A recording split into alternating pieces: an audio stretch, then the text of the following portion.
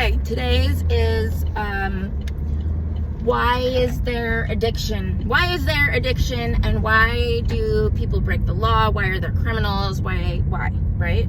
I think that's something that people ask when you have like a family member that's an addict. Oh, especially if you're a family member who is an addict also steals from you, someone who's given them love, okay? Okay, so my understanding based on my lived experience and talking to so many people who have literally been in the shoes of the addict and the criminal, addiction and criminality are both symptoms. They are both symptoms of a mental illness.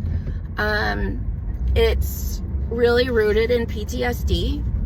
Also, borderline personality disorder is rooted in PTSD. And what happens is that some people, their brains are wired different. I mean, no two brains are going to be wired the same, right? I mean, I think that goes without saying. I think we can all see that. But some people's brains are really wired different. And we usually call that ADHD, right? They started out with attention deficit hyperactivity disorder, right? So it needs to change, because it used to be that they only would diagnose that if someone was like hyperactive to the point where it was making life unmanageable for them and others around them. So I was one of them, okay? I had trauma from, I don't know how early, but I had significant trauma as a child. And my parents, my stepmom and my dad, my stepmom raised me, they put me in counseling, and like they did their very best. I was very resistant to some of the counseling techniques that they had back then. It was like 1980 maybe. And I know that I remember this. I remember that the guy, he was so fucking cool. He had like a, I don't know how old he was at that point, but he was trying to hypnotize me, right? I think they wanted to know what happened. And so he was trying to hypnotize me, and I was like, nope. And I remember him telling my dad, I couldn't. Like, I couldn't. She's too strong or whatever. Like, she's too stubborn. And, and I got through it. I went through life, and I mean, I was still always stubborn, and I had a hard time and stuff like that. But I started learning how to cope. A little bit. Okay. And then, this is such a, oh well, whatever.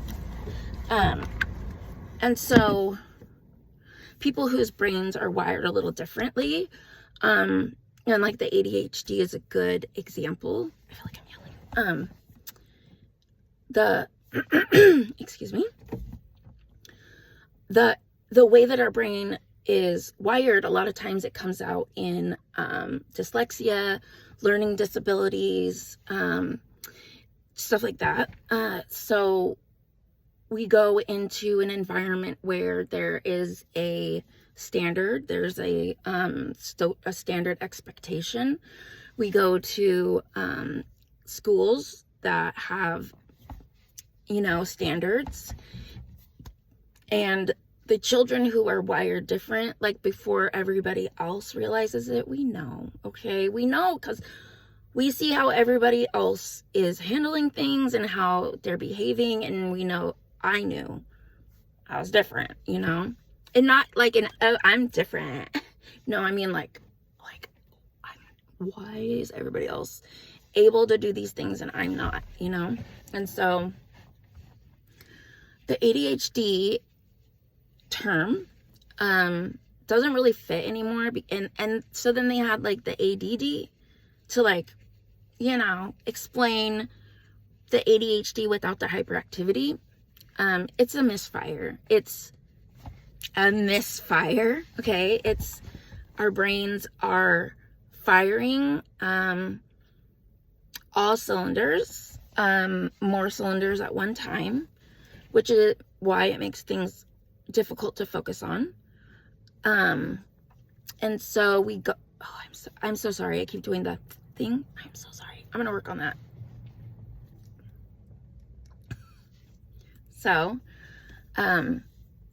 we as people who have, a brain that fires different, you know, it's functioning different. And because more people have the normal standard operating system, okay, I like to connect it with computers because I learned about computers, and so if you know anything about computers, that might help. There's the, you know, the hardware, that's the brain. There's the belief system, that's the operating system. There are the peripherals, right? So like the keyboard is the input, you know, the monitor is the output, which is mouth and behavior. There's a BIOS, right? The BIOS is the underlying thing that gets the operating system going. There's memory, and then there's RAM. So like, or RAM is memory. Okay, so there's memory, and then there's solid state. Used to be a disk, you know, like the hard drive was a disk, but now they have solid state hard drives, which makes it, you know, kind of more similar to memory, but it's doing its own thing. The memory, the RAM is loading stuff and unloading it, loading stuff and unloading it. And the actual hard drive is just storing it. That's the long-term memory and the short-term memory. And so people who have the misfire and they go to school and they're like, I don't fit in, it hurts. It starts to hurt. And especially when the people around you don't see you for you and they only see how you're not fitting the mold. There's of course a spectrum, right, of livability. And so some people who have ADHD, they're more capable of coping and stuff like that. We can use coping skills. We can train ourselves to do certain things. Some people, well, I should say all people in this world have a strength, right? Everybody knows, they're like, oh, this is my strength. Okay, well, people with like the ADHD, the misfire, they'll have like a superpower, okay? Like there's the thing that they do good and it's their superpower. And unfortunately, a lot of other things kind of fall to the wayside. The normal operating system will allow for there to be more of a balance. And I think in our day-to-day life, that's what we need, right? We need a workforce that is consistent, that is, you know, reliable. And so with people who are growing up with this pain and they're seeing that some people are able to do the things that they cannot, the hurt becomes unbearable. And then you come to a place where you're like, okay, I can't live like this. And in our culture, I would say probably, I mean, like, I'm gonna guess, even in the religious education systems, I would say 75% of kids experiment with drugs and alcohol. 75% do not turn into addicts. Okay, so I went to the same parties as people who I went to high school with that are so extremely successful and became extremely successful at a young age. I didn't. I went to the parties, I got the substances, and I felt better. You know, a lot of times people will say I felt more confident. I felt, you know, I wouldn't say I felt more confident, but I felt it shifted my perspective. And so I was able to remove myself and see myself in a different light. And that in itself allowed me to fit, you know. With autism, they say it's a mask, you mask. I would say that there's definitely, I have traits that fit into that you know, the autistic thing, sorry. Words are hard. And so when I got to where I could get my hands on them, I did. And because our society says that is not okay, I was then a wounded spirit who was then wounded again for believing that I was even worse by doing this thing, the only thing that put my mind at ease, put my soul at ease, my spirit, my soul, okay? And so the people who end up being addicts, 9 times out of 10, they've got trauma. And here's the thing. My trauma is going to be different than somebody else's trauma. And I teach this, that, you know, like in this, and I'll probably say these things over and over again. In our society, and I don't believe that all societies are like this, all cultures are like this, but here in America, and probably in a lot of main ones, we create our children to have a operating system that has like slots for things, right? So when you're a kid, you don't think about it until someone's like, what's your favorite color? And you're like, oh, you mean I have to pick one? Like, you want me to pick one? I like all of them. And so you go on in life and they ask, what's your pet peeve? You're creating these slots, right, that weren't there before. And now my brain is going to hold a position for my pet peeve. It's going to hold a position for my favorites, you know, like, or it's supposed to. I don't really do it anymore. But, okay, but I tried. That's the thing, is I tried. So I see it. I know when I talk to somebody who is broken, okay, broken. And it's something that society, okay, and I'm going to say myself, it occurs to me, so it's come up in my mind. That's not traumatic. Do you know what I've been through? That's nothing. That's like the thing that goes through people's heads when someone who is hurting share what they're going through. There will be in the person who's witnessing it, in their mind, there will be the slots, and they'll put a person whose trauma isn't the same into a slot that says, you want attention, you want something out of this. You saying that is traumatic shows that you want attention, but it's not. That's their slot. That's what our society has created, that you are going to have a slot that says this is traumatic. And so people find something, the thing that's the worst, that's their trauma. And so I don't want to share other people's stories, but I have witnessed things from a different standpoint as somebody else, because I have these eyeballs, I'm seeing it from this way, and this person seeing it from this other perspective. And so to them, it fits in the slot. Trauma, dude. Life and death. It is going to go in that slot, period. And so what makes it worse is when other people dismiss it, disregard it. That's nothing. And so addiction is when all of those things are happening and you just don't know who to trust. You feel like nobody gets you. And then you start doing things that you don't want to do. Oh, I did it again. Oh, sorry. I think I need to have like chapstick on or something. Excuse me. So criminality is the second part. Okay. So when we grow up with this mindset that everybody else is being able to do stuff that I can't do. Oh, I did it again. Okay. It's gonna drive me crazy. I can't even like work on editing videos because I hear it and I'm like, ah, yuck. Why do I do that? Do I have anything? Please tell me I have something in my purse. Something that I can go on my lips. Please. Oh, please. I don't see anything. Oh, my dear. Lord, have mercy on my soul. Okay, I'm just gonna have to get through it. All right, so.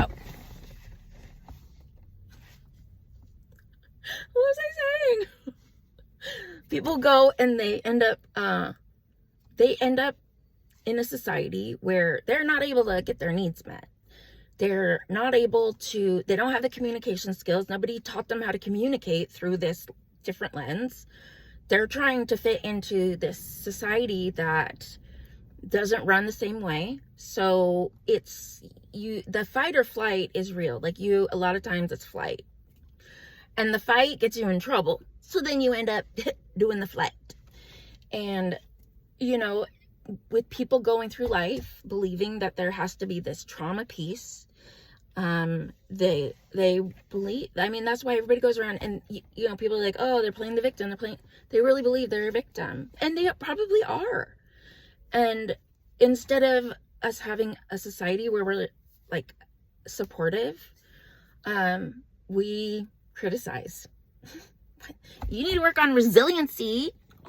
Why do you let that get to you? You shouldn't let that get to you. Sorry, I have feelings. So sorry. My brain, it just keeps going. It keeps thinking. And I don't know. So here again, I've got almost no friends. Just like in the addiction world. Now people do get friends. But I'm almost to my 15th milestone. And I've been through a lot. Like the devil. I don't really know if I believe in the devil, but the darkness like, tempting me. I am never going back. And so the criminality is to get the needs met. The needs are to help soothe the soul. The society says that's not okay, which creates more unmanageability. So like, let's just talk about marijuana, okay? Cannabis. We live in a society that has made a natural plant that you could toss some seeds in your backyard and like grow. We've made that illegal because we believe that it's a psychoactive. Okay, it is in your brain, clearly, right? It's this psychoactive substance that some people lose their shit when they take, right? When they consume it. And a lot of times that when they lose their shit, it's because they see things different. They feel guilty. The anxiety that they feel is all of the guilt from all of the shit that they've done. They can't push through it. They can't face themselves. They believe that anybody who has ever, and every single time, okay, they believe that substance, that there could be no therapeutic value. There could be no therapeutic dosage. But that's not true. And we know that. And we've got tons of people out here screaming at the top of their lungs, listen to us. But there are those people. They have power. They believe that it's bad. Okay? So we'll use this. Okay? So somebody who finds that okay, so this is my experience. When I don't use cannabis, I can remember things better. I can fit in a box, not the box, but I kind of fit more closely. But I turn into a dick sometimes. Sometimes I'm an asshole. Like I just pop out of my mouth. Things pop out, okay? The true feelings that don't necessarily, the feelings and don't necessarily mean that they reflect like the reality, but it's my perspective. So when I am not using the natural medicine that helps me be a nicer person, I struggle. At the same time, I feel stronger. I feel like my shadow, like the strong part of me, a little bit of a Disney villain, okay? The part that other people probably notice the most, I'm more in touch with that. I'm able to get things done. I'm able to let myself get into anger and advocate in a different way. But I make mistakes and I hurt people's feelings. And that's the last thing I want. I don't want to hurt people's feelings. Because I've been there. I don't do well when my feelings are hurt. And that's part of the ADHD brain, right? And so why addicts and criminals are around are because the addicts need a support that is not available. And the spirit in the substances give them the comfort that they're looking for. The society beliefs that are attached to those substances create a stigma. And when people go through life wearing a stigma cloak, you don't see the world the same. You end up reacting. You got the stigma cloak on all the time. So when someone barely kind of seems like they're going to bring it up, bam. No, you don't. Nope. Because they know the truth. They know that they're a good person. They know that they've done good things. They know they've made sacrifices that nobody has seen. And yet they are going to be treated like none of that matters. None of it has happened. We only see the bad part. We only see that you're using this substance and it's not okay. So the stigma makes it so that they can't really work. And the stigma creates these laws that create a black market. If there's a black market, the darkness is going to be there. It's going to reside. This is a playground. Secrets. The darkness loves secrets. I tell everybody everything. Everybody's like, should you tell people that? Yes, I should. Yes, I should. You want to know why? That way the darkness don't have nothing on me. Nope. Go ahead. Rub it in my face. Guess what? Doesn't bother me. Doesn't bother me. You want to know why? Already told everybody. I told them because I need to forgive myself. I need them to know that I'm acknowledging it. I see it. I see the illness in it. I see the problems in it. And here I can turn it into a strength and look at the opposite. I can see that I have been very mean and I can acknowledge it and I can see the possibilities in doing the opposite, okay? But we live in a society where stigma says, no, you don't. You don't get to tell people things like that because it makes them uncomfortable. Don't make other people uncomfortable. Well, we look at where we're at. This is the world we live in that comes from keeping things to yourself, keeping secrets, you got to mind your own business. Oh, you know that that Bobby Sue and Billy Bob are they're doing XYZ and they're hurting other people. You mind your own business. Why? Because it could come back to bite you. It could come back to bite you. Okay, so F other people. It's all about self-preservation, baby. That's what addicts do, but they get in trouble for it. They get in trouble. It's okay to be the toxic, the usual toxicity. And so we've got very broken people out here who are so good inside. They're so good inside. But we live in a world where it's not okay. Don't want them to be good people. They can't be.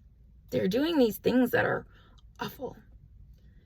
And when you end up with family that's so judgmental and won't help, I definitely believe in tough love. I believe that we have to, we can't enable things, right? But we need to learn how to do it with love, and we need to learn how to do it with compassionate honesty. We need to be able to tell people, I love you and this is why I'm doing this, and not just do it and make them feel like crap. So when you've got a family and all they've ever done is judge you, and they refuse to see the good in you because of stigma, and they only want to punish you and treat you through the punitive lens, the punitive system that we're in, all bets are off. It sounds sick. It sounds horrible. This is our reality. When we ignore it, it doesn't go away. Nope, it gets worse. Yeah. Mind your own business. That makes it worse. And I am not suggesting that people go and start confronting people, like, you know, because it comes out very, very like, what's the word? It's like nuclear waste, you know? So I want to help teach people I want to help teach people the language, because there is a language of compassion. There is body language, there's spoken language, and there's the part that is in between, and it's compassion, right? You got to use the language, you got to use the body language, you've got to exude, you've got to project your love and acceptance onto these hurting humans. Yeah, so that's why addiction is here. That's why crime is here. And that's why loved ones who are addicts steal from people who love them. I'm not saying they don't love them, okay? I'm saying that the way we've been taught to love is not helping, that we need to be taught how to love in a different way. Thanks for coming to my TikTok. Oh, no. Thanks for coming to my TikTok. No. My name is Dixie, if I put it down into one syllable. I mean, I do sometimes introduce myself as I'm Dixie. My friends call me Dick because I love it. But yeah. So welcome to my Dick Talk. So bad. No.